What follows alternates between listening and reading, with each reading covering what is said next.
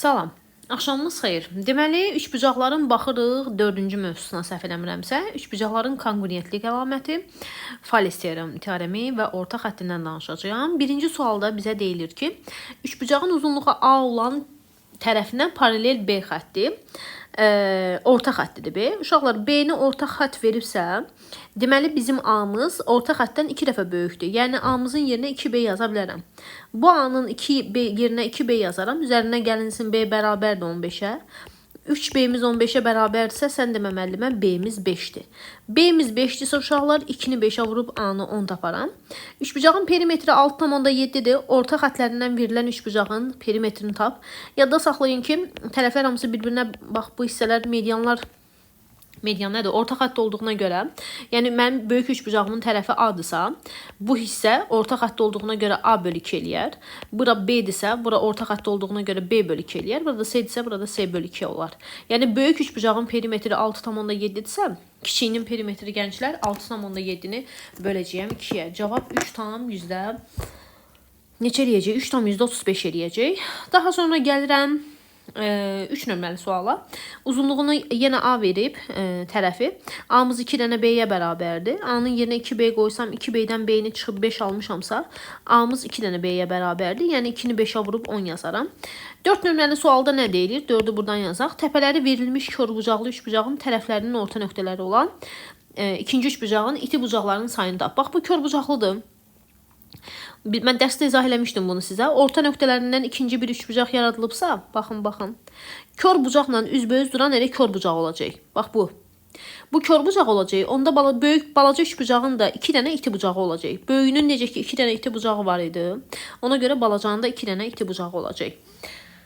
Sonra üçbucağın orta xətti paralel olduğu tərəfdən 5,4 cm kiçikdir. Bax, bu mənim orta xəttimdir. A olsun. Burada B olsun.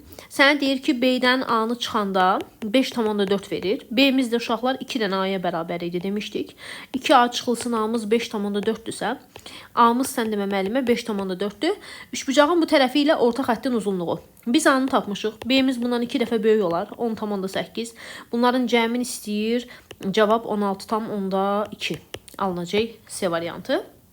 Sonra 8 nömrəli sualda nə deyilir? Bərabəryanlı üçbucağın yan tərəfinə paralel olan orta xətt. Bu bərabəryanlı üçbucağın yan tərəfinə paralel olan orta xəttini sənə 4 verirsə, onda yan tərəf bundan 2 dəfə böyükdür. 8. Bərabəryanlı dediyinə görə burada 8-dir. Üçbucağın perimetrini bizə 20 verib. 20-dən 8 üstə gəl 8, 16-nı çıxaram. Eləyəcək 4. Daha sonra səndən deyir 4-ü soruşur deyəsən. Bəli, B variantı.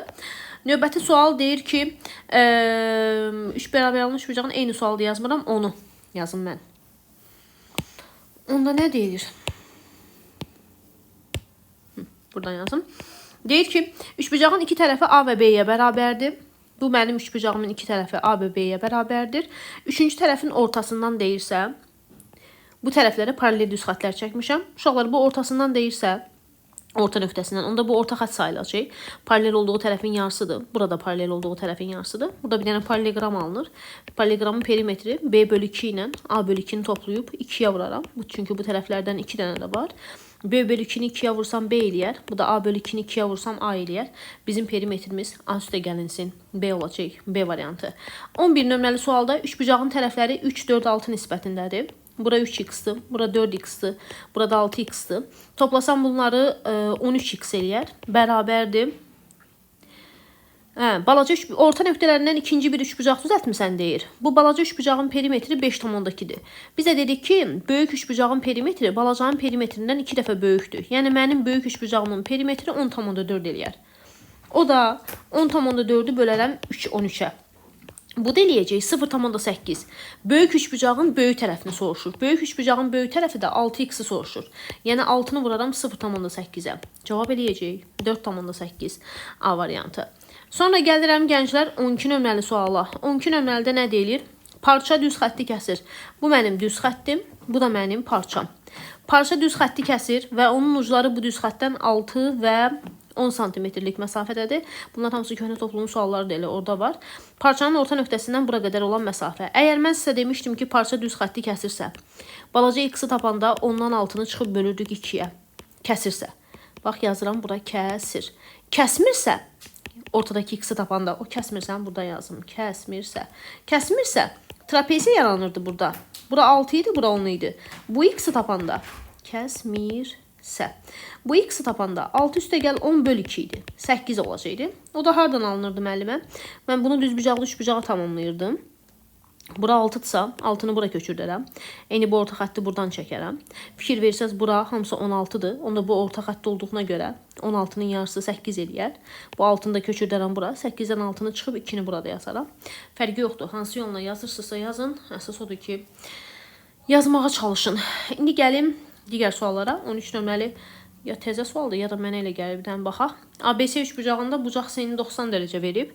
MN paraleldir BC-yə. Aha. MN 2 verib. Aha. Y-i x-lə əvəz elə. Deməli, aydın məsələ. Təzə sualdır uşaqlar, köhnə topluda yoxdur. Məsələ aydındır. Bunları paralel veribsə, paralel düz xəttlər arasında qalan bucaqlar bərabər olduğuna görə burada 90 dərəcədir, burada. Və fikir versəz, bu orta xəttdir. Çünki 4-ün yarısına bərabərdir. Özü verib də şərtdə. Orta xətt olduğuna görə, 4-ün yarısına bərabər olduğuna görə tərəfləri yarıya böləcək. Yəni, bura y verilibsə, burada y olacaq. Elə bu Pifagordan tapa bilərəm də mən. Yazaram ki, x kvadratı üstə gəl 2-nin kvadratı bərabərdir y-ın kvadratına.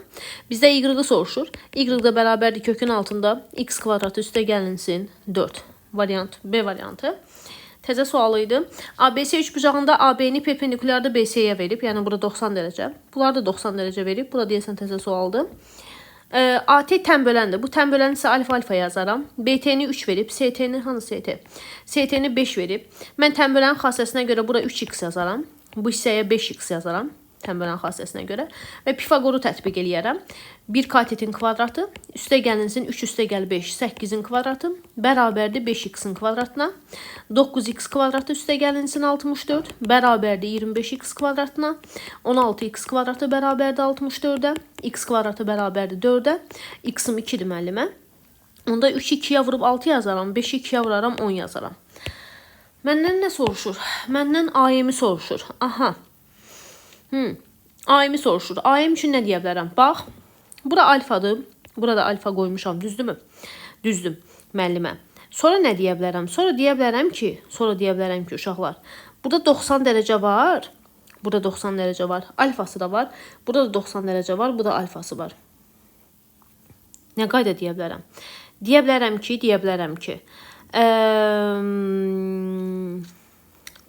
ki, bura alfadırsa, bura betadırsa, məcburiyyətdən burada beta olacaq. Yəni, bunlar hər ikisi eyni üçbucaqlar olacaq. Yəni, 90-ın qarşısındakı 6-dırsa, bu 90-ın da qarşısındakına mən 6 yazaram. AM-imiz eləyəcək 6, AM-i soruşursa bizdən. Başqa bir üsul nə deyə bilərəm? Başqa bir üsul heç nə deyə bilmərəm əslində. Elə ancaq ən gözəl üsul budur. Bu qədər. Növbəti dərslərdə görüşmək ümidi ilə sağ olun.